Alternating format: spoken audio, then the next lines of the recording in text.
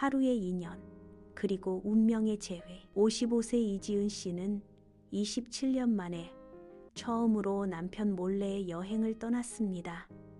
그리고 그곳에서 만난 남자와 하룻밤을 보냈죠. 5개월 후 그 남자는 쓰러진 남편의 담당 의사로 나타났습니다. 이것은 한 중년 여성의 일탈과 운명, 그리고 용서에 관한 이야기입니다. 이지은 씨, 55세. 남편은 64세로 9살 많습니다. 2번의 뇌출혈을 겪은 남편은 이제 대부분의 시간을 침대에서 보냅니다. 요양보호사 자격증을 딴 덕분에 남편을 돌보는 일은 어느 정도 익숙해졌습니다. 일주일에 서너 번은 동네 요양원에서 다른 어르신들을 돌보며 생활비를 보탭니다. 젊은 시절 남편은 중견기업 임원으로 일하며 가정에 충실했던 사람이었습니다. 지금은 많이 달라졌지만 이 17년을 함께한 세월을 생각하면 미워할 수만은 없습니다. 하지만 이지은 씨는 문득 깨달았습니다. 결혼 후 아내로, 어머니로, 이제는 간병인으로 살아오면서 이 지은이라는 한 사람으로서의 나를 어디선가 잃어버렸다는 것을요. 어느 봄날 오후 마트에서 장을 보고 돌아오는 길이었습니다. 아파트 게시판에 붙은 전단지 하나가 눈에 들어왔습니다. 하루 여행, 나만의 시간을 선물하세요. 신상 정보 없이, 부담 없이 하루 동안 낯선 곳으로 떠나는 힐링 여행. 전단지 하단에는 이런 문구가 적혀 있었습니다. 중년의 작은 휴식, 안전하게 즐기세요. 피식 웃으며 전단지 사진을 찍었습니다. 황당한 광고 같았지만 묘하게 마음 한구석이 흔들렸습니다. 나를 위한 시간을 가져본 적이 언제였지? 저녁 설거지를 하면서도 그 전단지가 자꾸만 생각났습니다. 핸드폰을 꺼내 찍어둔 사진을 다시 들여다봤습니다.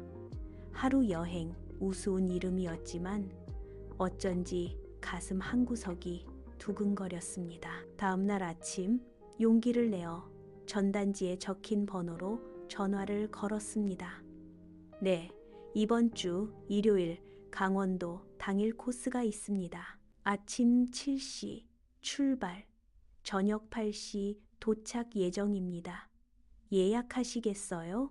상냥한 여성의 목소리가 전화기 너머로 들려왔습니다. 잠시 망설였지만 이내 마음을 정했습니다. 네, 예약할게요. 전화를 끊고 나니 심장이 빠르게 뛰었습니다. 27년 결혼 생활 동안 남편을 두고 혼자 여행을 떠나본 적이 없었으니까요. 하지만 그날은 딸이 친정에 온다고 한 날이었고 하루 정도는 저도 제 시간을 가져도 괜찮지 않을까 싶었습니다. 일요일 아침 평소보다 1시간 일찍 일어나 남편의 하루치 식사와 약을 정성스럽게 준비해 두었습니다. 딸에게도 다시 한번 문자를 보냈습니다. 오늘 꼭 와. 엄마 잠깐 나갔다 올게. 어디 가는 거야? 남편이 침대에서 힘없는 목소리로 물었습니다. 요양보호사 보수 교육이 있어서 저녁에 돌아올게. 수진이가 곧 올 거야. 거짓말이 생각보다 쉽게 나와서 스스로 놀랐습니다. 지하철을 타고 전단지에 적힌 집합 장소로 향했습니다. 도착해보니 저와 비슷한 연령대의 남녀 20명 정도가 모여 있었습니다. 모두 낯선 얼굴들이었고 어색한 분위기 속에서 서로 눈인사만 주고받았습니다. 그리고 진행자가 나타나 간단한 안내를 한 후 각자 짝을 지어 주었습니다. 제 파트너는 깔끔한 차림의 50대 후반 남성이었습니다. 버스에 오르자 그가 창가 자리를 양보했습니다. 감사합니다.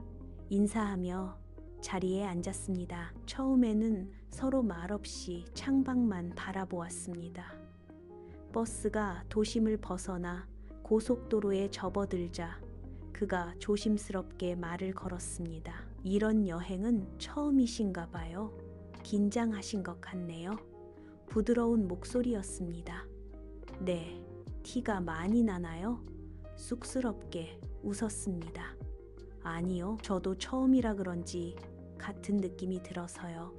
그럼 뭐라고 불러드리면 좋을까요? 이름 대신 쓸만한 게 있을까요? 그가 잠시 생각하다가 대답했습니다. 그냥 준호라고 해주세요.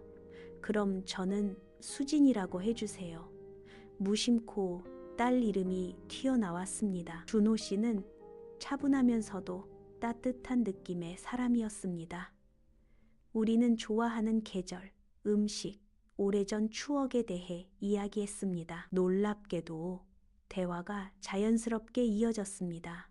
특히 우리가 2살 차이라는 사실을 알게 되었을 때는 더욱 대화가 편해졌습니다. 나이 차이가 많은 남편과 대화할 때는 항상 세대 차이를 느꼈는데 준호 씨와는 같은 시대를 살아온 사람으로서의 공감대가 있었습니다. 여러분은 언제 마지막으로 나로 존재했나요? 댓글로 나눠주세요. 버스가 동해안의 작은 해변 마을에 도착했을 때 저는 창밖으로 비치는 바다의 푸른빛에 가슴이 설레었습니다. 병원과 집과 요양원만 오가던 일상에서는 상상할 수 없었던 풍경이었습니다. 우리 일행은 먼저 작은 펜션에 짐을 풀었습니다. 방 배정은 추첨으로 이루어졌고 모두 1인 1실이었습니다. 점심으로 마을 식당에서 신선한 해산물을 먹은 후 자유시간이 주어졌습니다. 혹시 저 언덕 위 전망대까지 같이 걸어볼래요? 준호 씨가 조심스럽게 제안했습니다. 좋아요. 우리는 해변을 따라 천천히 걸었습니다. 가끔 파도가 밀려와 신발을 적시면 준호 씨는 재빨리 저를 파도에서 멀리 이끌어 주어 그럴 때마다 우리의 손이 스치며 미묘한 떨림이 일었습니다. 수진 씨는 평소에 취미가 뭐예요? 그가 물었습니다. 글쎄요, 요즘은 특별한 취미가 없는 것 같아요. 일과 집안일 사이에서 제 시간을 갖기가 힘들거든요. 아, 그렇군요.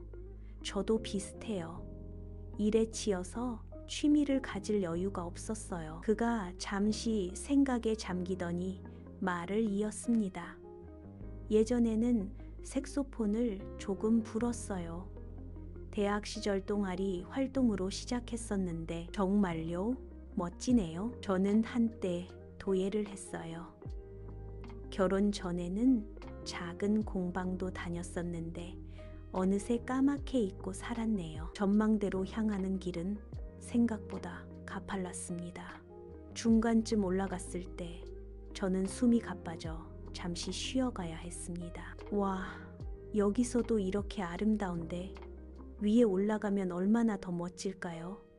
감탄이 절로 나왔습니다. 서두르지 말고 천천히 올라가요.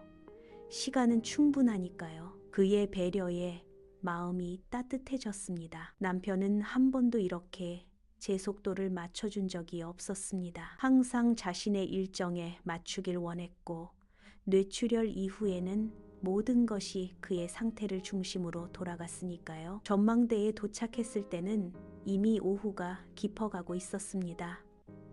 수평선 너머로 붉게 물들기 시작한 하늘, 그 아래 끝없이 펼쳐진 바다. 수진 씨, 저기 보세요.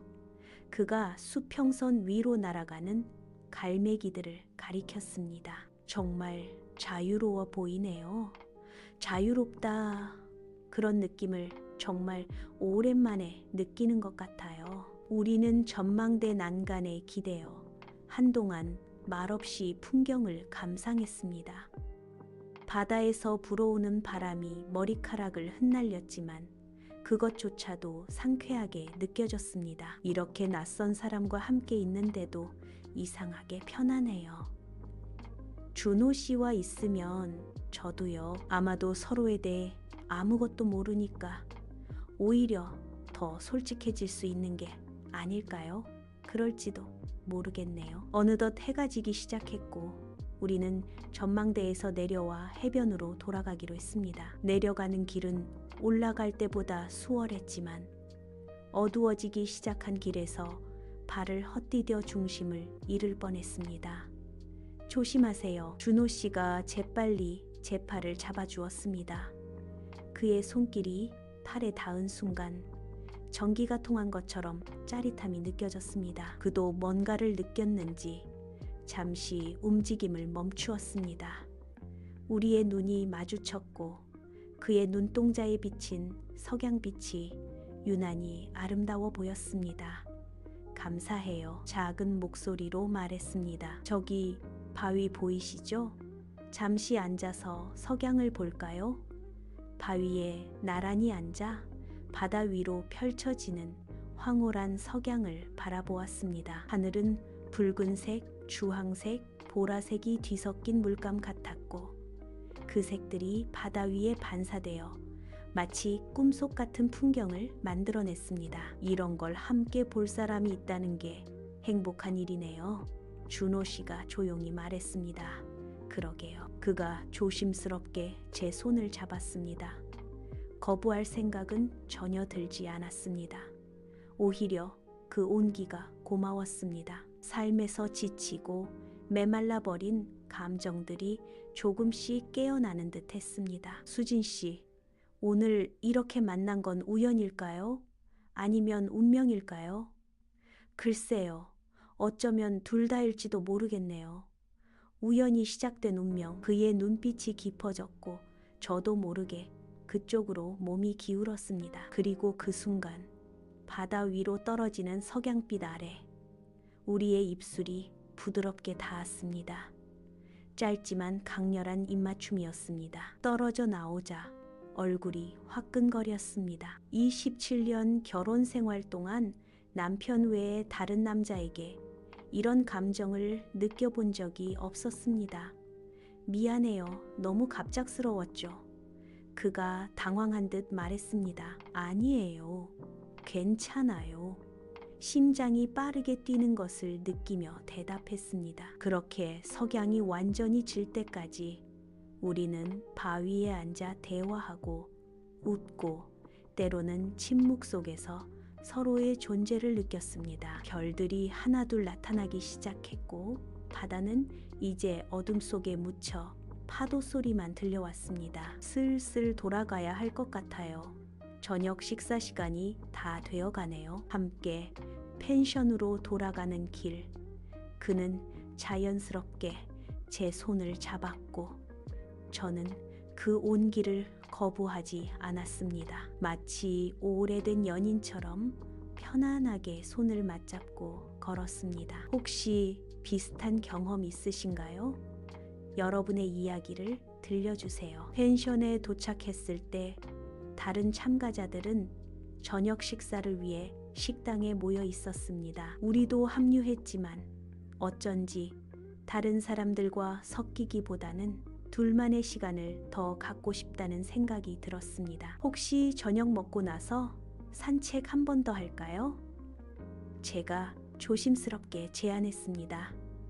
준호 씨의 눈이 반짝였습니다. 저녁 식사를 마치고 대부분의 참가자들이 펜션 라운지로 향할 때 우리는 살짝 빠져나와 다시 해변으로 향했습니다.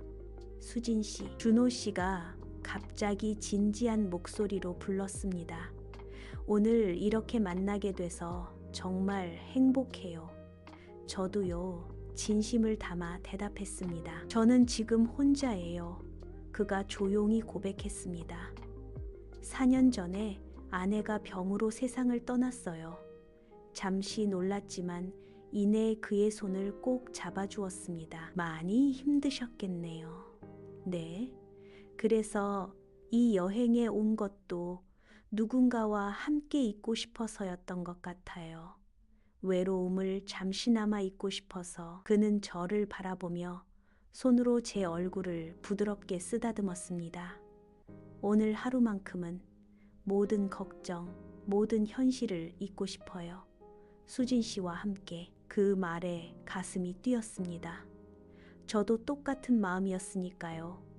오늘만큼은 요양보호사도 간병인도 아내도 아닌 그저 나로 존재하고 싶었습니다. 저도 그래요. 솔직하게 답했습니다. 우리는 다시 한번 입맞춤했고 이번에는 더 깊고 간절했습니다. 그의 팔이 제 허리를 감싸 안았고 저는 그의 어깨에 손을 올렸습니다. 오랜만에 느끼는 설렘과 떨림에 온몸이 반응했습니다. 입맞춤을 마치고 떨어져 나온 후 그가 속삭였습니다. 내 방으로 갈까요? 평소라면 절대 상상도 못할 일이었지만 그 순간 저는 망설임 없이 고개를 끄덕였습니다. 우리는 서둘러 펜션으로 돌아갔고 다른 참가자들의 시선을 피해 그의 방으로 향했습니다. 문이 닫히자마자 우리는 다시 서로의 품에 안겼습니다. 그날 밤 우리는 서로에게 위로가 되었습니다. 육체적 관계를 넘어 깊은 정서적 교감을 나누었습니다. 서로의 상처와 외로움을 위로하며 잠시나마 현실의 무게에서 벗어나는 해방감을 느꼈습니다. 그의 가슴에 얼굴을 묻고 속삭였습니다.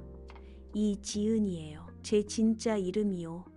그가 제 머리카락을 쓰다듬으며 미소 지었습니다. 강민재입니다. 만나서 반가워요, 지은씨. 이름을 주고받은 순간 묘한 친밀감이 느껴졌습니다. 더 이상 수진과 준호라는 가명 뒤에 숨은 타인이 아니라 진짜 지은과 민재로서 마주한 것이었으니까요. 그날 밤 우리는 많은 이야기를 나누었습니다. 삶의 아픔과 기쁨, 꿈과 후회에 대해서요. 구체적인 개인 정보는 여전히 피했지만 그래도 서로의 내면을 조금씩 들여다보게 되었습니다. 이렇게 편하게 대화할 수 있는 사람을 만난 건 정말 오랜만이에요. 민재 씨가 말했습니다. 저도요. 특히 비슷한 나이대라 더 그런 것 같아요. 새벽 잠시 눈을 감았다가 다시 떴을 때 민재 씨는 이미 깨어나 창가에 서 있었습니다. 일출이 시작되고 있었고 그는 조용히 그 풍경을 바라보고 있었습니다. 침대에서 일어나 그에게 다가가 함께 창밖을 바라보았습니다. 밤사이 거칠었던 파도는 잔잔해졌고 수평선 너머로 붉은 태양이 천천히 모습을 드러내고 있었습니다. 새로운 하루의 시작이네요. 제가 말했습니다. 그리고 우리의 이별도요. 그가 조용히 덧붙였습니다. 가슴이 아려왔지만 현실을 부정할 수는 없었습니다. 이것은 처음부터 하루의 인연이라는 것을 알고 있었으니까요. 후회는 없어요? 그가 물었습니다. 잠시 생각했습니다. 아니요, 없어요. 오히려 감사해요. 오랜만에 나로 살 수 있었으니까요. 그가 미소 지었습니다. 아침 식사 후 모든 참가자들은 다시 버스에 올라 서울로 돌아가는 길에 올랐습니다. 돌아가는 버스 안에서 민재 씨는 제게 조심스럽게 물었습니다. 연락처를 교환해도 될까요? 이런 인연을 그냥 놓치기는 너무 아쉽네요. 제 마음 한구석에서도 같은 욕망이 있었지만 이성이 그것을 억눌렀습니다. 현실로 돌아가면 저는 다시 남편을 간병해야 하는 이지은이 되어야 했고 이런 관계는 지속될 수 없었습니다. 미안해요. 여기서 끝내는 게 그게 더 좋을 것 같아요. 실망한 기색이 역력했지만 그는 이해한다는 듯 고개를 끄덕였습니다. 알겠어요. 당신의 결정을 존중해요. 하지만 이 하루만큼은 절대 잊지 않을 거예요. 저도요. 영원히 기억할게요. 그렇게 우리는 각자의 삶으로 돌아갔습니다. 당신만의 하루가 필요한 순간은 언제인가요? 집에 도착했을 때 남편은 평소와 다름없이 침대에 누워 텔레비전을 보고 있었습니다. 다녀왔어요. 제가 말했습니다. 교육은 어땠어? 남편이 무심하게 물었습니다. 유익했어요. 많이 배우고 왔어요. 거짓말이 너무나 쉽게 나왔습니다. 일상으로 돌아왔지만 제 마음속에는 작은 불꽃이 피어올랐습니다. 그날의 기억, 민재 씨의 따뜻한 손길, 바다의 파도 소리, 모든 것이 꿈만 같았지만 한편으로는 제게 새로운 활력을 주었습니다. 다시 남편을 간병하고 요양 일을 하는 일상 속에서도 가끔씩 떠오르는 그날의 기억은 제게 작은 위안이 되었습니다. 그렇게 5개월이 흘렀습니다. 그날은 평범한 수요일 아침이었습니다. 아침 식사 준비를 하고 있는데 갑자기 침실에서 둔탁한 소리가 들렸습니다. 여보, 허둥지둥 침실로 달려가 보니 남편이 침대 옆에 쓰러져 있었습니다. 남편은 대답이 없었고 얼굴은 창백하게 변해 있었습니다. 심장이 멎는 것 같았지만 요양보호사 교육에서 배운 대로 침착하게 행동했습니다. 즉시 119에 전화를 걸었고 구급대원들이 도착할 때까지 남편의 상태를 확인했습니다. 구급차가 빠르게 왔고 남편을 태워서 병원으로 향했습니다.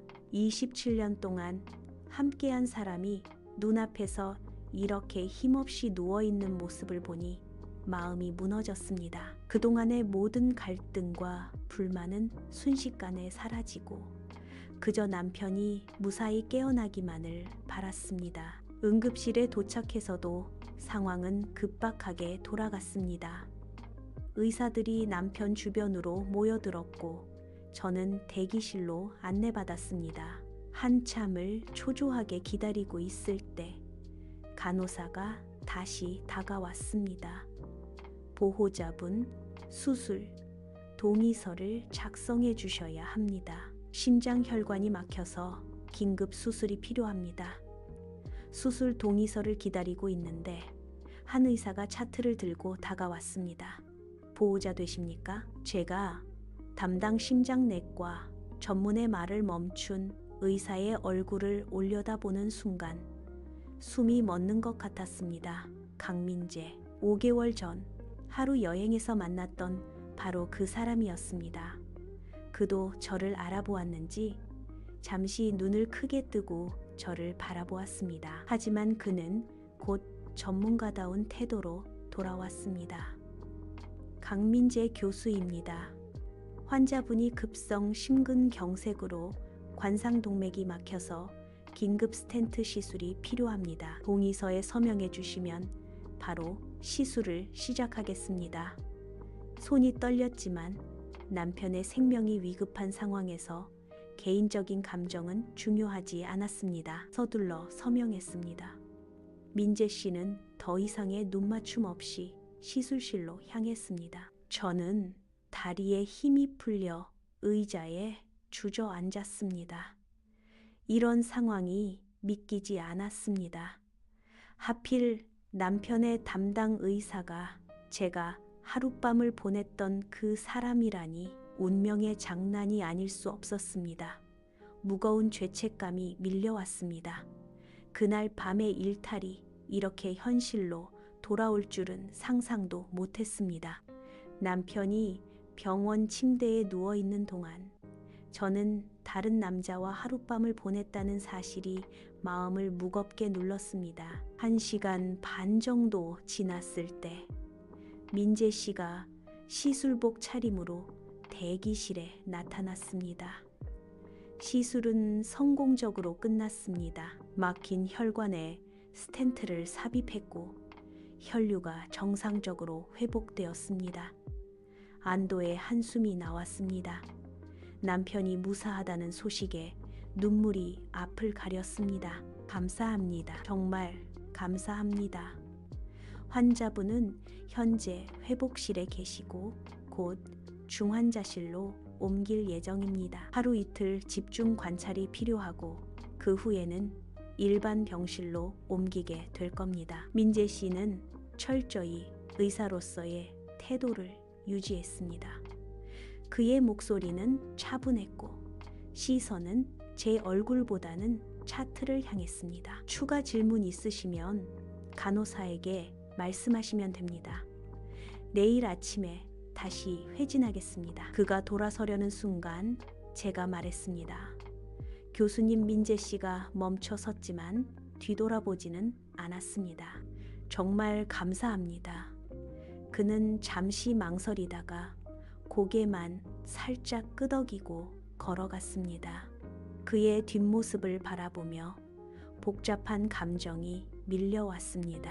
안도감, 감사함, 당혹감, 그리고 미묘한 그리움까지도 뒤섞였습니다. 남편은 이틀 동안 중환자실에 머물렀고 그 후 일반 병실로 옮겨졌습니다. 그동안 민재 씨는 매일 아침 회진을 했지만 철저히 다른 의료진들과 함께였고 제게 개인적인 이야기를 건네는 일은 없었습니다. 병실에서 남편을 간병하는 동안 저는 끊임없이 내적 갈등을 겪었습니다. 남편이 병석에 누워 있는 동안 다른 남자와 하룻밤을 보냈다는 죄책감이 마음을 무겁게 눌렀습니다. 그런데 하필 그 남자가 지금 남편의 생명을 구한 의사라니 운명이 저를 시험하는 것만 같았습니다. 일주일째 되는 날 아침, 딸에게 잠시 남편을 부탁하고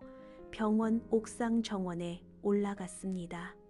답답한 마음을 조금이라도 달래고 싶었습니다. 차가운 아침 공기와 함께 도시 풍경이 한눈에 내려다 보였습니다. 지은 씨. 놀라서 뒤돌아보니 민재 씨가 서 있었습니다. 그도 잠시 휴식을 취하러 온 것 같았습니다. 아, 교수님, 여기서 뵐 줄은 몰랐네요. 잠시 어색한 침묵이 흘렀습니다. 그가 제 옆으로 다가와 난간에 기대섰습니다. 환자분 상태가 많이 좋아지고 있어요. 회복이 순조로운 편이에요. 네, 정말 감사해요. 교수님 덕분에 다시 침묵이 이어졌습니다. 바람소리만이 우리 사이를 채웠습니다. 이상하죠? 이상하게 인연이 닿았네요. 그날 하루 여행에서 만난 사람이 남편의 생명을 구하다니. 민재 씨는 잠시 생각에 잠기더니 고개를 끄덕였습니다. 운명이라는 게 참 예측할 수 없는 것 같아요. 제가 잘못한 걸 깨달으라고 남편이 아프고 교수님이 나타난 걸까요? 그런 생각은 하지 마세요. 우리가 만난 것과 제가 남편분을 치료한 것은 별개의 일이에요. 제가 당직이어서 제가 가장 가까이 있던 심장내과 전문의였기 때문에 그렇게 된 거죠. 그가 조심스럽게 말을 이었습니다. 지은 씨, 저는 그날을 후회하지 않아요. 하지만 지금은 제가 환자분의 담당 의사이고 당신은 환자의 보호자이시니까요. 알아요. 저도 그날은 그날로 두려고 해요. 사흘 후 남편은 예상보다 빠르게 회복하여 퇴원할 수 있게 되었습니다. 민재 씨는 퇴원 당일 아침에 마지막 회진을 했고 퇴원 후 관리 방법과 다음 진료 일정에 대해 자세히 설명해 주었습니다. 앞으로 약은 꼭 정해진 시간에 드시고 한 달 후에 외래로 방문해 주세요. 고맙습니다. 교수님 덕분에 살았네요. 남편이 말했습니다. 아닙니다. 환자분의 건강을 위한 1인 관료. 민재 씨의 시선이 잠시 저를 향했고 우리는 짧게 눈빛을 주고받았습니다. 그 안에는 말로 표현할 수 없는 많은 감정이 담겨 있었습니다. 집으로 돌아온 후 일상이 다시 시작되었습니다. 남편의 상태가 이전보다 더 약해져서 간병에 더 많은 시간을 써야 했지만 한편으로는 그가 살아있다는 사실만으로도 감사했습니다. 한 달 후 정기 검진을 위해 다시 병원을 찾았습니다. 남편은 휠체어를 타고 진료실로 들어갔고 민재 씨는 평소와 같이 전문적인 태도로 진료를 보았습니다.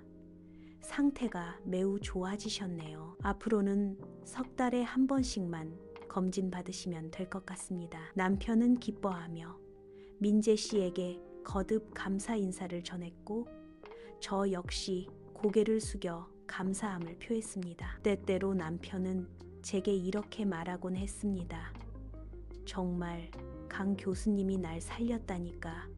그분 아니었으면 난 이미 저 세상 사람이었을 거야. 그럴 때마다 가슴이 미묘하게 조여왔습니다.